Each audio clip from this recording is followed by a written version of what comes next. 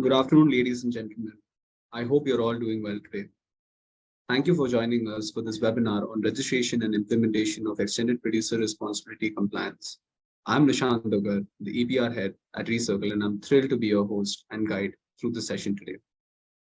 We will delve into the critical topic of EPR compliance, an essential framework that has gained significant transition in the recent years.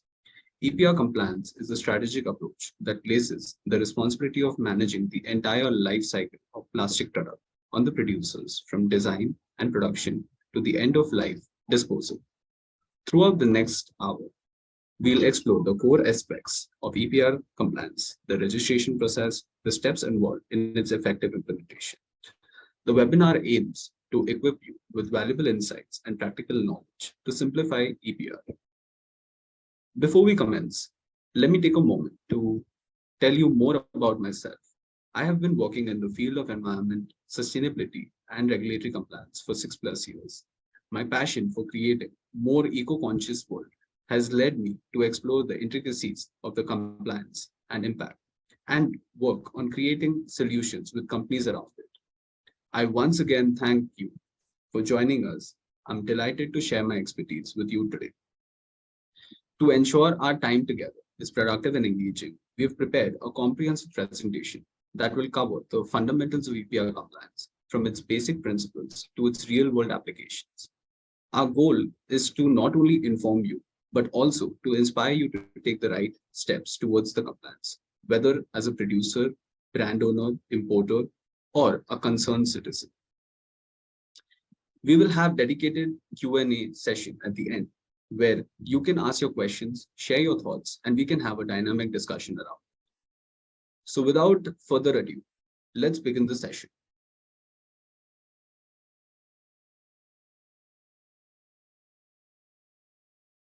Over the last 7 years at Recircle, we have been able to create the resource recovery ecosystem by enabling businesses to take action to stop plastic pollution and meet the sustainable development goals. We assist businesses to offset their plastic footprint, thereby introducing ethically recycled plastic back in their supply chain. Let me dive deep into the timelines of plastic waste management, exploring its evolution over the years and the milestones that have shaped our approach to tackling this pressing issue. The timelines of plastic waste management rules. EPR is a policy under which PBOs take responsibility of collection, channelization, and the disposal of products in an environmentally safe manner. The first PWM rules was officially published in March 2016, where the policy was mandated.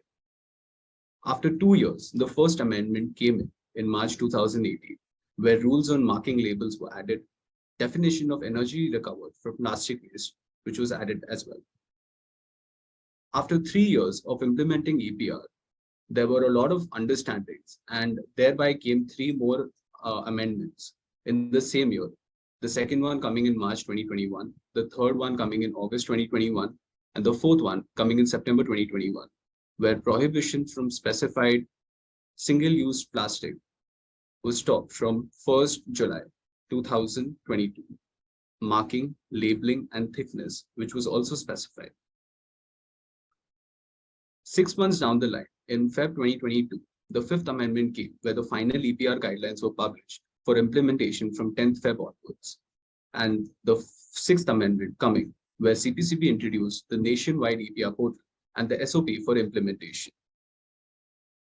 The final guideline, where the 7th amendment had come in, where marking and labeling on rigid plastic packaging was accepted, the EPR annual return filing for financial year 22-23 to be done by 31st October, and renewal requirements, which was removed.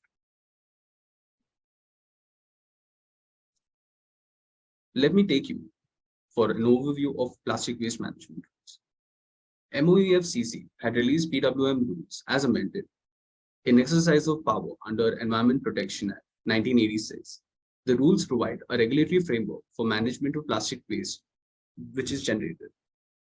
It has 4 main codes, where obligated entities, which are the producers, importers, and brand owners, and the plastic waste processors, which were identified, micro and small businesses owners, which were exempted, and manufacturers which have to register in an offline manner.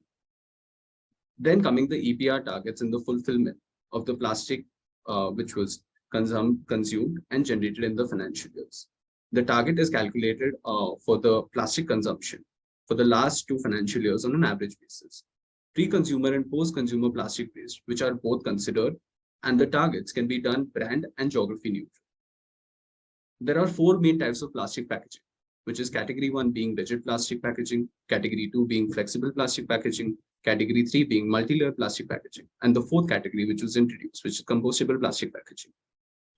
Coming to the main regulatory implementation, where now everything is happening online. There's an online registration that goes in, the EPR target fulfillment and the annual returns, the minimum thickness, marking and labeling which is identified, prohibition of specified single-use plastics, which was from 1st July 2022, and there's an environmental compensation which takes forward when the EPR targets are not achieved.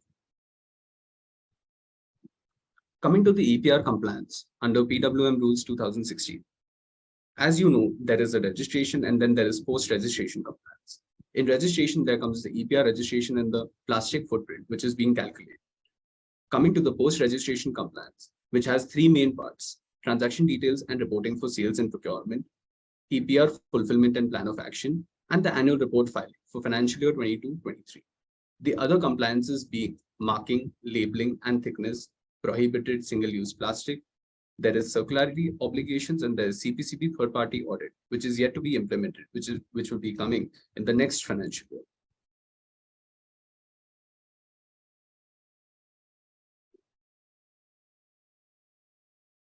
Coming to the registration requirements and the documents. It goes from creating an ID and password till the last bit when you have to make the payment of the registration. There is the login creation, which requires basic company details and authorized person details. Then comes the part A, which is the general information about the company and the plastics that you deal in and the states that you operate from. Part B being pertaining to the liquid effluent and the gaseous emissions, which is the CPE and CTO of any production facility. Part C being related to plastic packaging procured and sold in the last 2 financial years. Part D, which is mainly for the producers to upload all facility related documents and pictures. Part D for brand owners and importers. Part E for producers being the action plan for implementation of EPR. Since today, there have been a lot of producers and brand owners who are not yet registered, I would just take a minute to put polls and understand is there anyone who require guidance for PPO registration.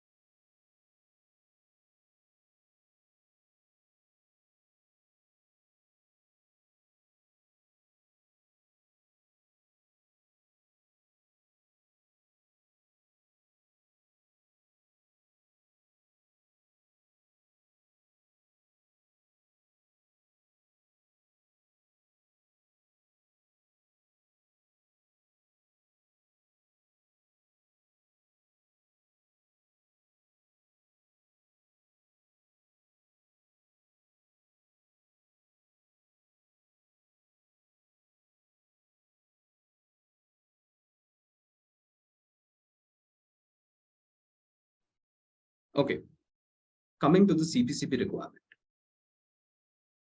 Again, it is bifurcated in 3 main bits, which is the transaction details, the fulfillment credits to be transferred on CPCP portal, and the annual return file. The next component being the EPR credit transfer. Above is the summary of the PWP applications which have been registered till date. Coming to the screenshot, which is pertaining below, which mentions the categories wise and the disposal wise credits available to do your further compliance for financial year 22-23. Only electronic credits will be considered for fulfillment of EPR compliance.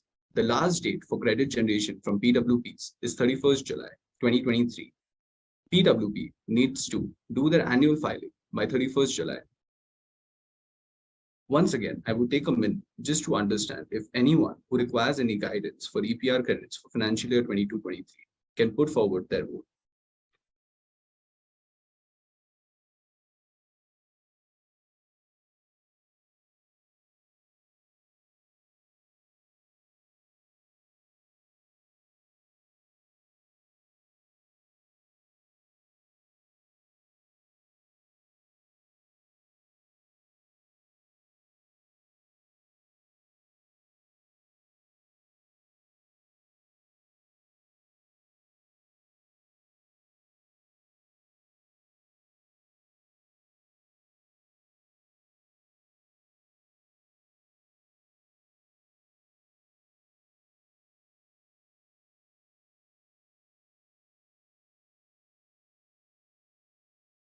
Someone had asked if they would get the video of the live footage. Yes, you would definitely get it. We will be sharing the same across with the PPT as well. The second question asks, is industrial packaging or waste included? Yes, it is included as a pre-consumer and post-consumer both are considered.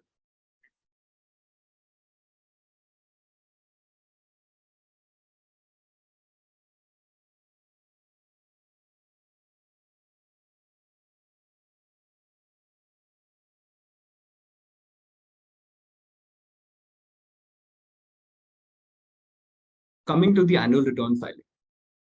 The annual returns for financial year 22-23 needs to be filed by October 31st, 2023. Uploading of transaction details, which basically has the uploading of procurement details of plastic packaging from unregistered producers and uploading of sales transaction from registered producers. Availability of plastic EPR credit, receive EPR credits on CPCB portal for financial year 22-23 category wise. Next, putting forward the volumes of plastics introduced. Receive EPR credits on CPCB portal. Once that is done, then the post-consumer volume based on sales for financial year 22-23 need to put in, and the pre-consumer volume based on own facility waste need to be put in for financial year 22-23.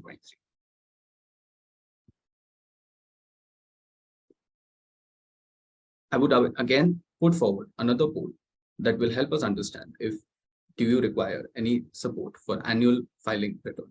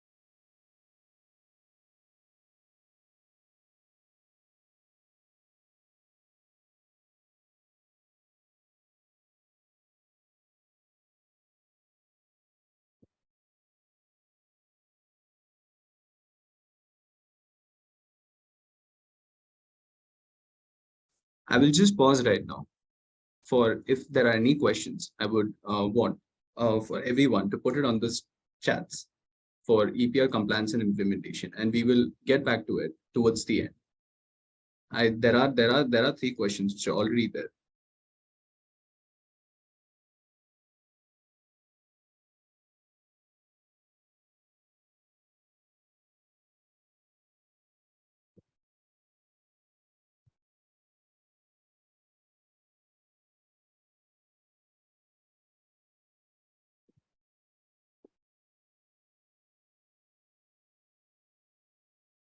Okay. Since we have finished all the EPR compliances and CPC requirement, while it may seem cumbersome to understand all at once, we hope that what we are about to share eases it for you. Let me introduce you to Recircle's traceability platform, specifically designed for businesses, producers, and manufacturers in the waste management industry. ClimaOne, powered by Recircle.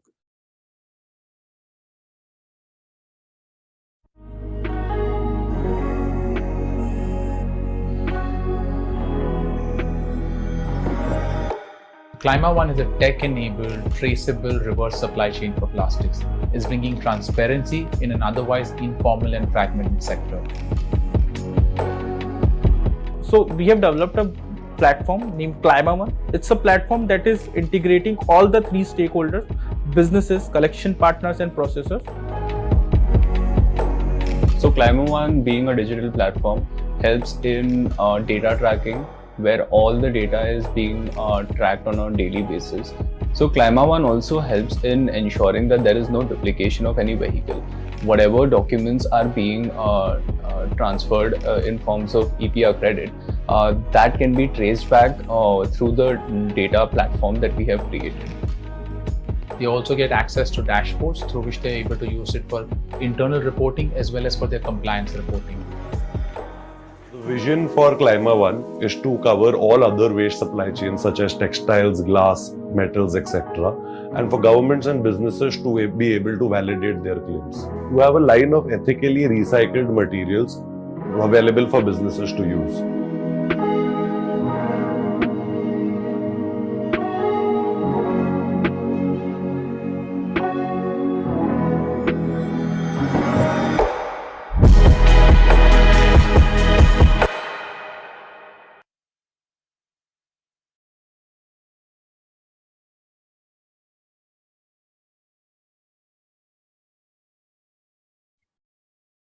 So as you guys saw that we have launched ClimaOne, which is our green clean tech platform, which enables 100% traceability and makes sure we are able to provide ethically recycled plastic back to the businesses to help them further comply. Coming to the EPR compliance services that we help in, there's a preliminary assessment, the EPR registration, and the action plan. Post that, we help with the EPR fulfillment and the disposal of plastic waste to authorize PWP. Once the fulfillment and disposal is done, we help with the EPR credit transfer, which happens once the entire year is done. Post that, we will be helping with filing the annual returns and the regulatory updates that come forward. If at all, renewal of EPR registration is necessary, and with the next year, financial year, target evaluation that we also help with. Apart from EPR, these are some of the additional services that we help the businesses with. There is the zero waste events, offices, and business park. There is circularity solutions for plastic packaging, which is also being a mandate from financial year 25-26 with 30% which needs to be used in your plastic packaging. Coming to the pre-consumer or industrial plastic waste disposal, for which you can also claim the EPR credits going forward. And coming to defacing of expired products and brand merchandise. Apart from compliances, while fulfilling your EPR targets, there is an impact that we create. Economic, being the jobs and fair wages given to waste pickers, thereby increasing income in the lower strata or the society by 30%. When it comes to environmental, diverting the waste from going into oceans and landfills, with 100% plastic being offsetted. Creating a social impact by formalizing the informal sector, thereby rebuilding the infrastructure and capacity, being innovative by initiating a circular economy movement with value engineering. So this has been our impact over the last 7 years of driving ethical circular economy. We present in 270 plus cities, towns, and villages where waste is actively recovered. We have diverted 1 lakh plus metric tons from polluting landfills and oceans. While doing the same, we have impacted 3,100 plus livelihood. The entire channelizing of plastic waste mainly happening through a collection partner, creating a robust circular economy, having 400 plus collection partners span India. Today, we are working with 45 plus processing partners who help us with the disposal of this plastic waste. Safai Sathis being the core of this industry, improving the environment and impacting 3,100 plus lives, where 95% of each offset is used at ground level in an endeavor to improve lives, livelihood, and dignity of our labor.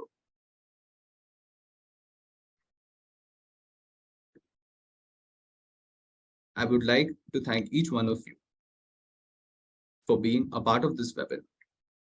Here, there is recircle, recover, recycle, and rethink. I would keep the webinar open for each one of you to ask if there are any questions.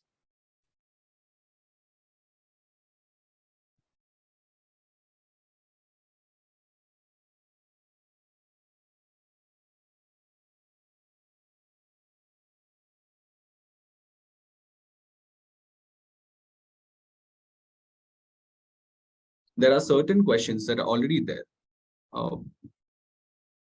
You've uploaded in portal, but we are not able to see credit wallets. How can you do it here? Okay, we will have to see whether there might be a system glitch, but we can definitely help you out, and we can get in touch once the webinar is done.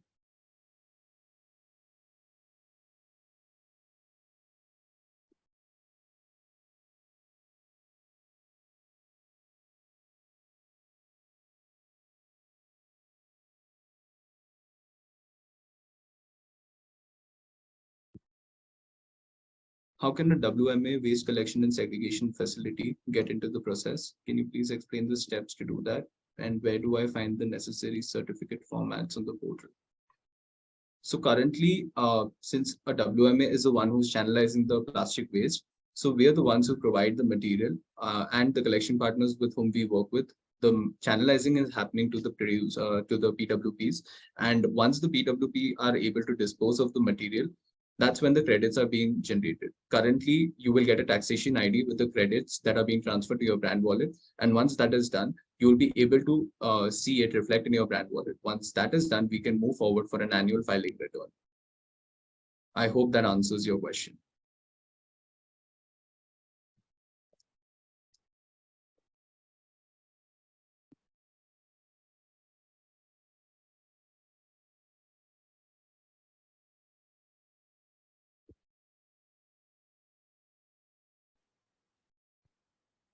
Is there any option to edit an application for quantity correction after submission of application to CPCB? In case wrong quantity appears in certificate, how can we get it corrected? So currently there is no way to edit the application, but what we can do is we can put forward a mail and we can send a letter on your letterhead to CPCB, and then they can definitely revisit with the numbers once we are able to provide the necessary information.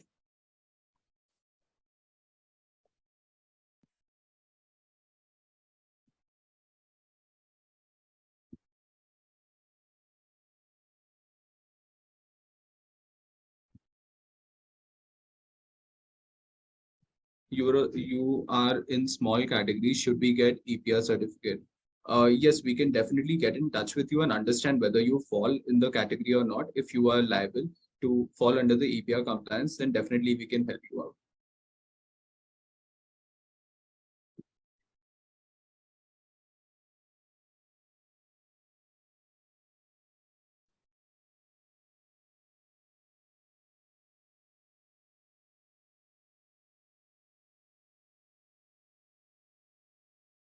I would request each one of you, so everyone who have queries, you can always just drop in a mail and definitely post the webinar. We will be sharing the PPT along with the necessary details to whom you can reach out to. So you can definitely get in touch and we can get it forward.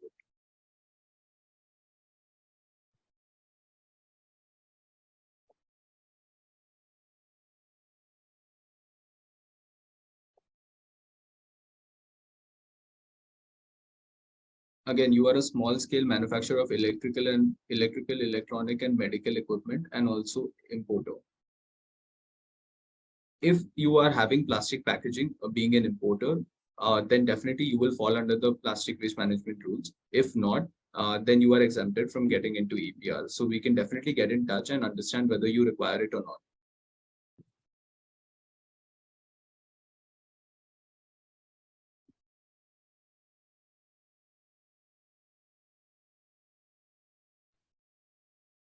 You've applied for brand owner, but due to not being able to see credit wallets, our renewal is due. Okay, Ms. Navanita, we can definitely get in touch with you post the webinar, so we can see what issues you are facing, and then we can see how we can clear that out so that your renewal doesn't stop.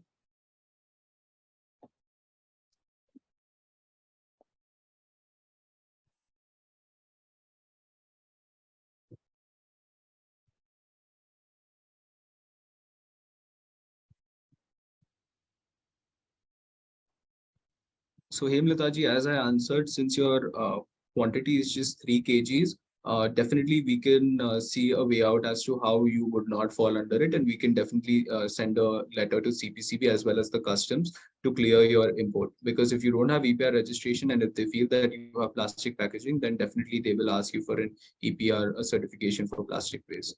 So we can definitely try helping you out.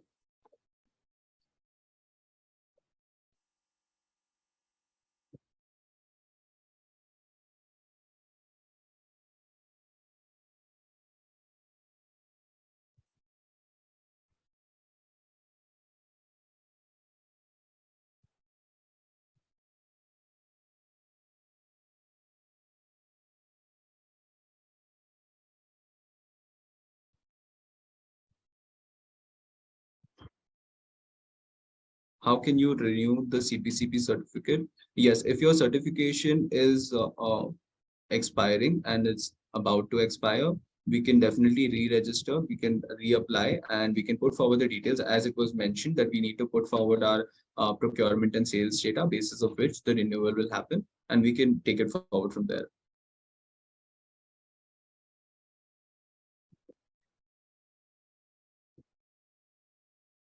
If an importer imports the goods and sales in Pan India, so is importer need to file for the same?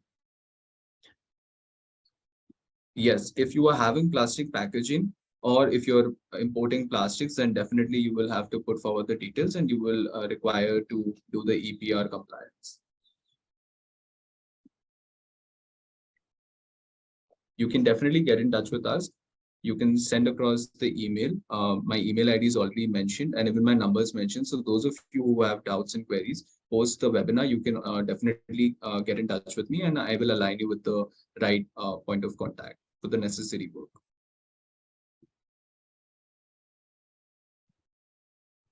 Your registration on CPCB is stuck because GST validation error. How to clear and proceed? What data to be uploaded?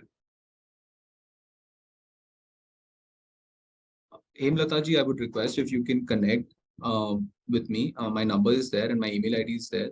So that would be really helpful so that we can definitely understand and get the necessary clearance as required.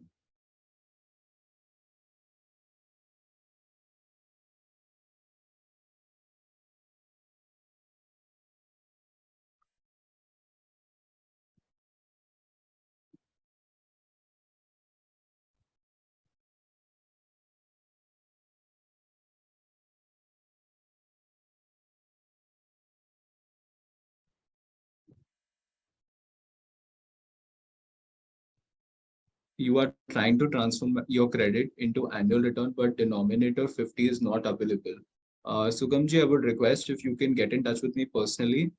We can understand as to what your EPR liability was and how much credits are available, and post that we can try to resolve the issue. If that's okay, if that answers.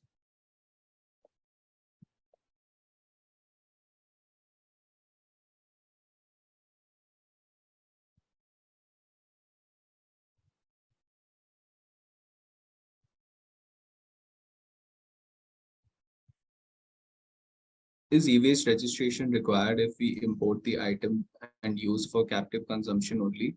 No, e-waste registration will not be required if you're using it for your internal use. If you are selling it under your brand name, then e-waste registration would be required. I hope that answers your question, Neeraj.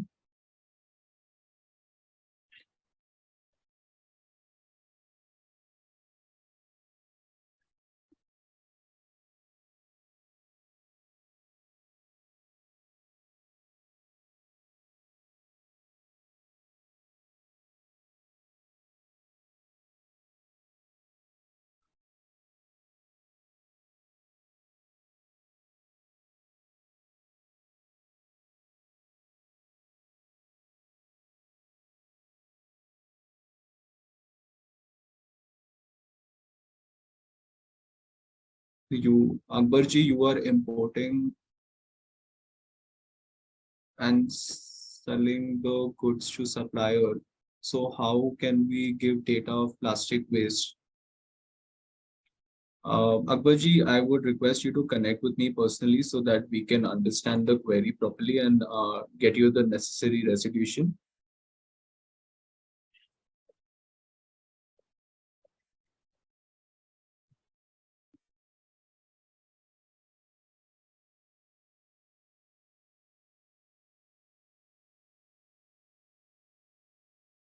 Is there any option to edit in application for quantity correction? There is a process, so we will have to put forward the mail and the letterhead letter post which the query can be resolved. If CPCB gets the necessary validation from us in terms of what quantity was put forward in the wrong manner, then definitely we can resolve and we can change the certification. I would request you to please connect with us personally so we can help you resolve the same.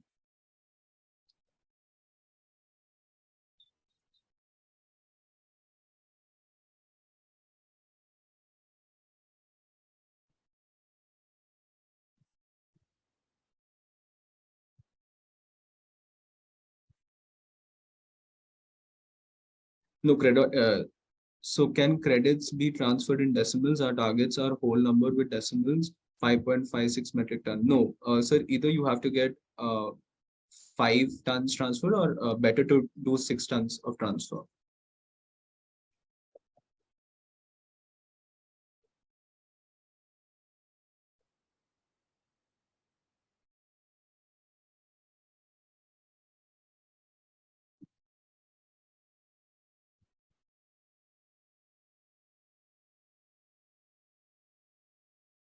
Can you tell us about ethical plastic for our packaging? Yes, we can. If you can personally connect with me or you can drop me an email, we can talk about it and we can take it forward from there.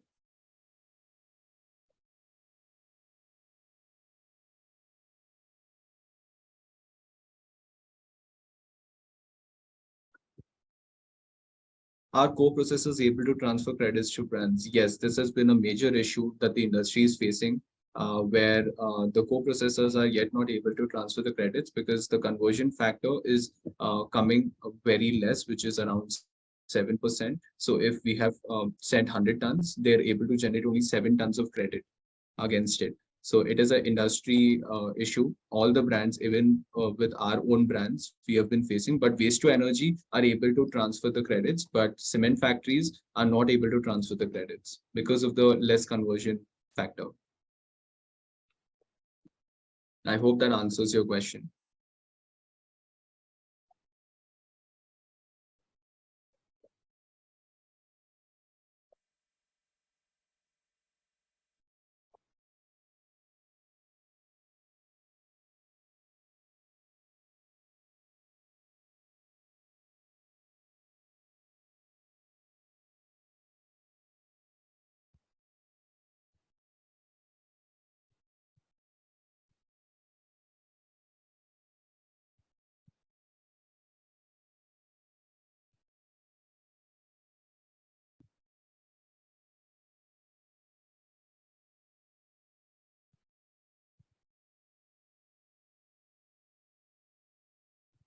You are EPR holder, shall we modify our liability due to misfiled the quantity details? Yes, Arjunji, as I already mentioned to you, that if there is any issues in the quantity, we can definitely revisit it. We can have a look at the quantities that you want to declare right now. We need to send a mail along with the necessary description with the quantities on a letterhead, and then we can take it forward with CPC.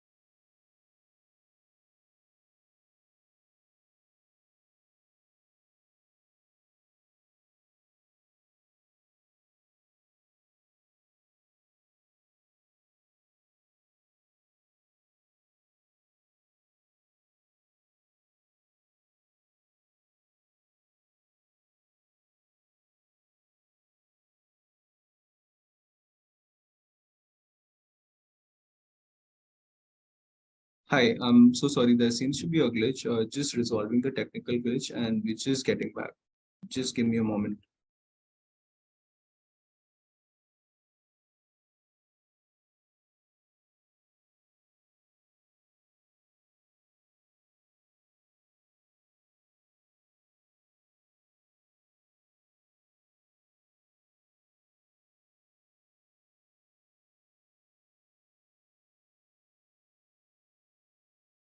Hi, yes.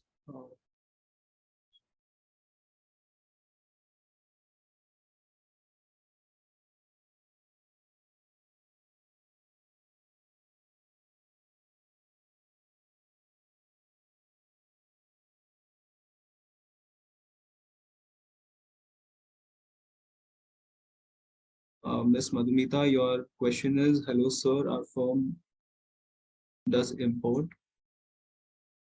Now, CPCB registration and credit, it is for us also. If yes, how can we register and what is its compliances and how we receive credit benefits? Yes, we can help you out with that. If the necessary plastic packaging is involved in your import containers, then definitely we can get in touch. You can definitely drop us a mail or you can connect personally, and then we can help you with the same.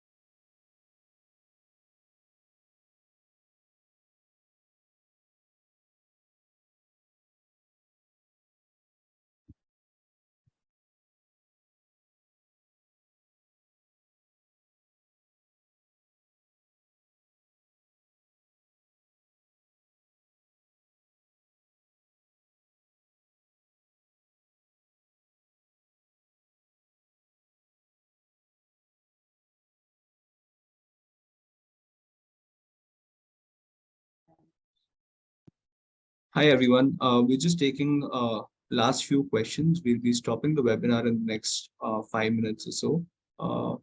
Feel free to drop down your questions.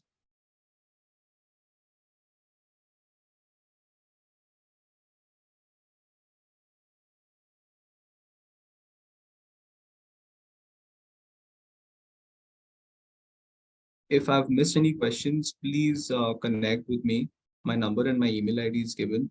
We can get in touch and we can resolve the same.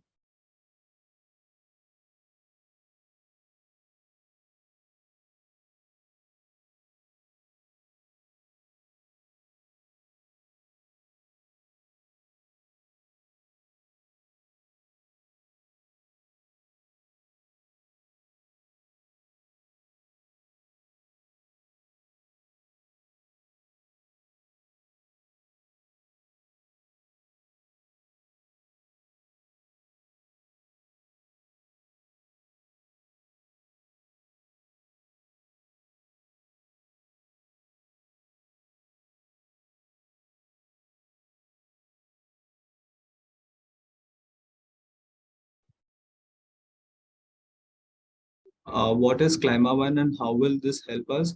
Yes, so ClimaOne is the green tech platform that we have built, which will give you the 100% traceability of the plastic waste, which is being channelized through our application. We have a collection partner app, which will help us put forward the details from where the plastic is being procured, to which co-processor and recycler the plastic waste is being channelized, and thereby giving you the necessary traceability for the same, and post which the EPR fulfillment credits will be transferred to your brand wallet once the fulfillment is done.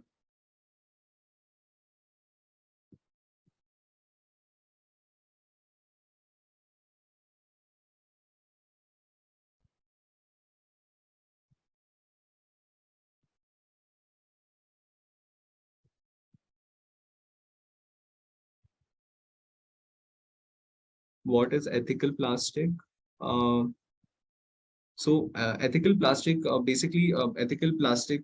So through our platform, we are able to channelize the material, which is the raw material, and post which the uh, processing that happens with our recycler, we are able to provide the entire traceability in terms from collection till the disposal and then getting ethically recycled plastic back, which will help you in using the recycled content for your plastic packaging.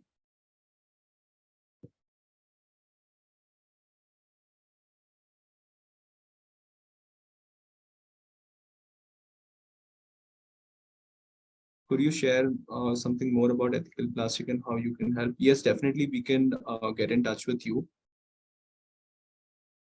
You can drop us a mail or you can personally connect so we can take the discussion forward.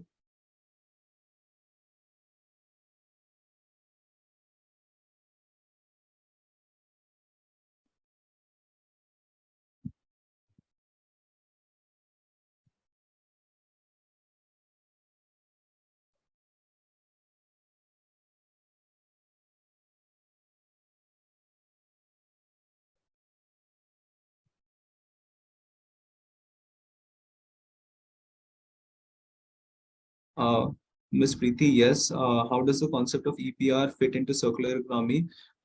As you are aware, so EPR is currently just offsetting your plastic footprint, but going down the line in the next financial year, you will have to use the recycled plastic in your plastic packaging for. So we will be able to give you a traceability right from the collection to the disposal and then giving you back the ethically recycled plastic, hence fitting in with the circular economy.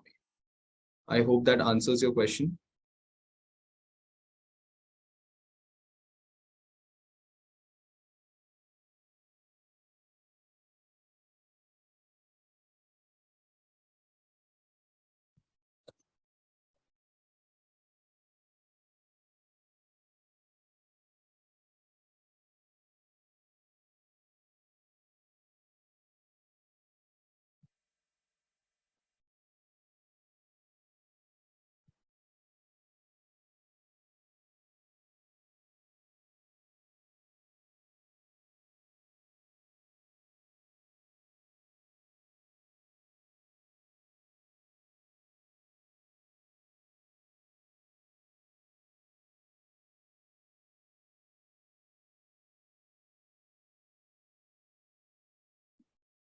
Okay, so yes, I would again thank each one of you to be a part of the webinar.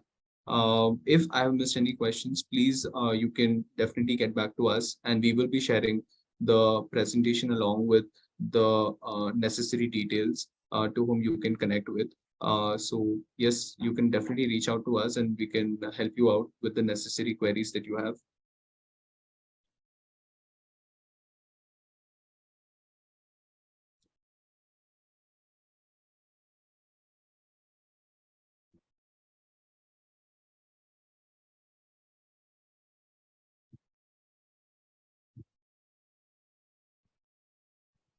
So thank you everyone for joining us.